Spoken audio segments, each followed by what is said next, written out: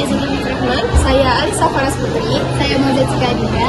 Saya Adina Ramadhani Prabowo. Saya Femina Sarasani. Saya Salsani Rakila. Saya Hafifah Usman. Selamat menyaksikan. Hai, pernahkah kamu mendengar tentang sifat koloid? Sebenarnya koloid itu apa sih? Koloid adalah zat yang bercampur dalam zat pelarut dan ukurannya lebih besar dibandingkan molekul. Koloid bersifat mikroskopis atau tidak dapat dilihat dengan mata. Koloid mempunyai beberapa sifat. Sifat pertama adalah partikel koloid berkisar antara 1 sampai 100 nanometer. Sifat yang kedua, koloid terdiri dari dua fase. Dan sifat yang terakhir adalah kestabilan koloid umumnya bersifat stabil. Jadi, berdasarkan fase terdeskripsinya dan medium pendeskripsinya, sistem koloid itu dapat dibedakan menjadi 8 jenis. Nah, di sini aku bakal memberikan salah satu contohnya. Bahan dan alat yang kita butuhkan adalah sabun cuci piring, mangkok berisi air, sedotan, dan juga sendok. Langkah pertama yang harus dilakukan adalah tuangkan sabun cuci piring ke dalam mangkuk. Setelah itu kita aduk dan tiup menggunakan sedotan.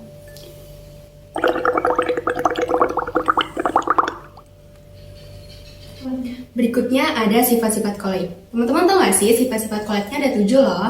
Jadi sekarang aku bakal kasih tahu ke kalian ke-7 sifat dari koloid ini.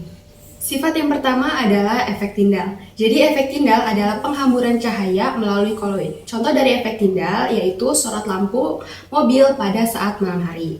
Nah, sifat yang kedua adalah gerak Brown. Jadi gerak Brown ini merupakan gerak yang tidak beraturan atau gerak acak. Contohnya itu adalah partikel debu yang terlihat pada berkas sinar matahari. Nah, sifat yang ketiga yaitu absorpsi. Jadi dari namanya aja absorpsi merupakan penyerapan ion pada partikel koloid. Contoh dari absorpsi adalah obat diare. Jadi cara kerja dari obat diare yaitu setelah kita minum di dalam perut dia menyerap racun-racun penyebab diare dan racun tersebut akan dikeluarkan melalui fesis. Sifat yang berikutnya adalah koagulasi. Jadi, sifat koagulasi merupakan peristiwa penggumpalan partikel koloid. Contoh dari koagulasi ini merupakan telur yang memadat ketika dipanaskan. Nah, sifat yang keenam adalah elektroforesis. Jadi, elektroforesis merupakan peristiwa bergeraknya partikel ke elektrod positif atau elektrod negatif.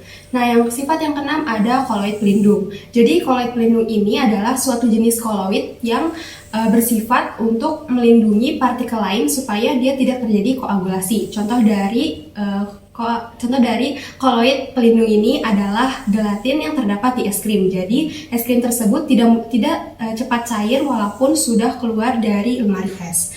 Nah, sifat yang terakhir adalah koloid liofil dan liosop. Jadi, perbedaan dari liofil dan liosop, kalau liofil itu koloid yang suka cairan. Contohnya itu adalah jelly yang awalnya bubuk, kemudian ditambahkan air menjadi padat. Nah, berbeda dengan liofil, kalau liofop ini tidak suka dengan cairan. Jadi, contohnya adalah sal belerang dan sal logam. Berikutnya, kami akan memberikan contoh sifat-sifat koloid dalam kehidupan sehari-hari.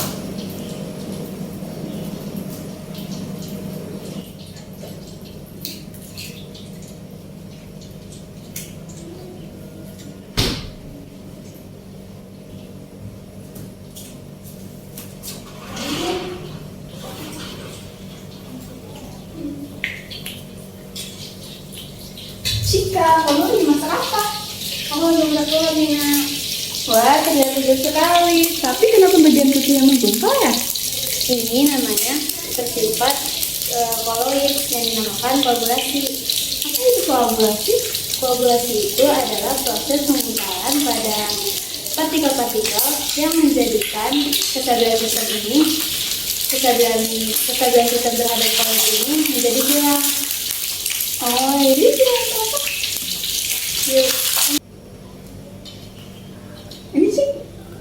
makasih. Iya, sama-sama. Tapi apa hubungannya telur dengan koagulasi ya, Cik? Ya, proses ini dipengaruhi oleh panas dingin dan dipengaruhi oleh elektrolit dan elektroforesis sehingga diperlukan waktu yang cukup lama. Dan telur ini merupakan koloid yang terdispersi bagian protein. Oh gitu.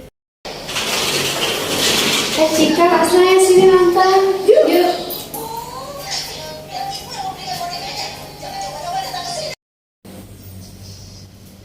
Ini apa, Din? Kok kayak ada partikel-partikel debu gitu? Itu tuh termasuk dari sifat koloid, nak. Hah? Kok bisa? Karena disebabkan adanya hamburan cahaya yang datang dari partikel-partikel debu yang menyebabkan daya tembus lampu proyektor menjadi kurang. Peristiwa tersebut itu dinamakan efek tindal dari koloid, nak. Oh. Jadi setelah teman-teman melihat yaitu salah satu contoh dari sifat koagulasi.